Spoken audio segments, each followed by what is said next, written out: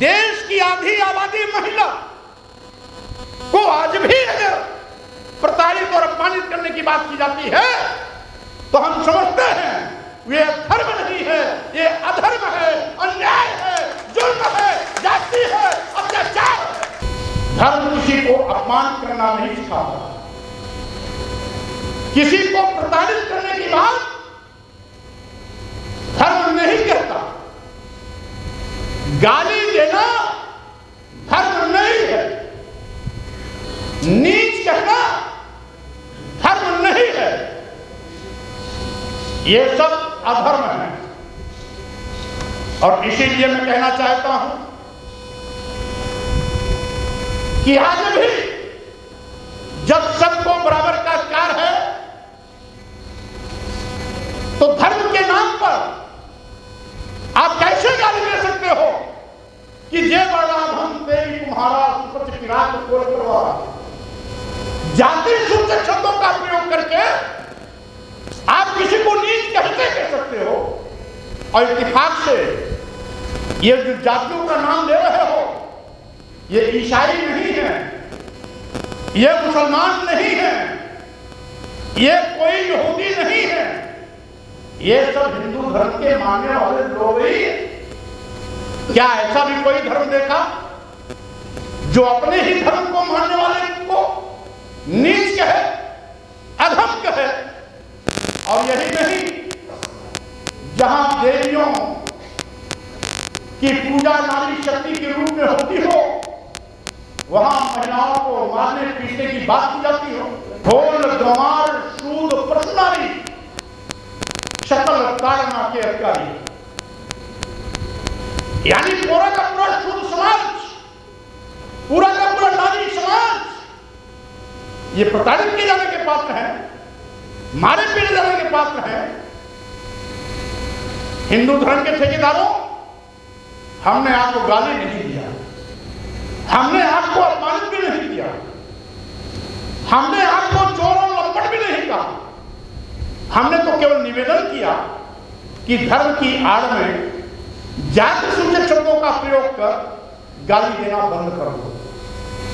हमने तो केवल यह निवेदन किया कि देश की महिलाओं को, जिसकी देवियों के रूप में हमारी संस्कृति और भारत भूमि पर पूजा होता है, यत्र नार्यस्तु पूज्यन्ते रमन्ते तत्तदेवता, जहां ये शुक्ति चलती हो वहां पर महिलाओं का अपमान धर्म के नाम पर करना बंद कर दो।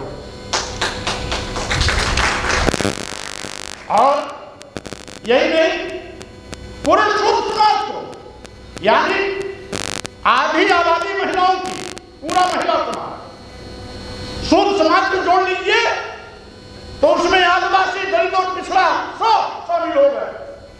यानी मिलिंद जी, अब बात केवल 85 तक नहीं पहुंची है, महिलाओं को शामिल करने के बाद अब बात 97 बनाम 30% हो गई है।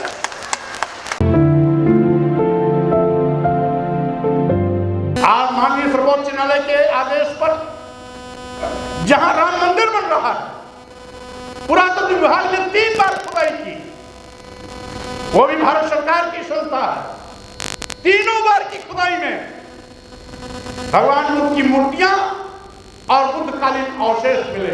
यहां तक कि माननीय सर्वोच्च न्यायालय ने राम जन्मभूमि के पक्ष में निर्णय देते हुए बुद्ध का जिक्र करते हुए कि चूंकि ये बुद्ध की असली रही है,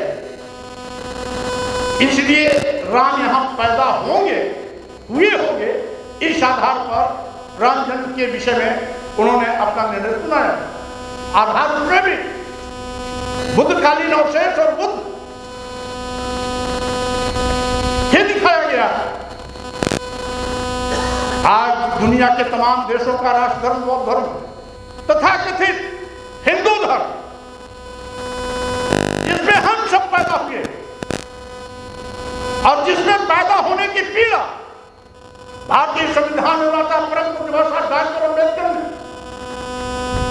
अपने पूरे जीवन में पग पग पर जाति उत्पीड़न का जो दंश झेला था, विश्व के सबसे सबसे बड़े विद्वान होने का गौरव प्राप्त करने के बाद भी जब भारत भूमि पर आए थे तो विश्व का सबसे बड़ा विद्वान होने के बाद भी उनको जाति अपमान के कड़वे घूंट पीने पड़े थे,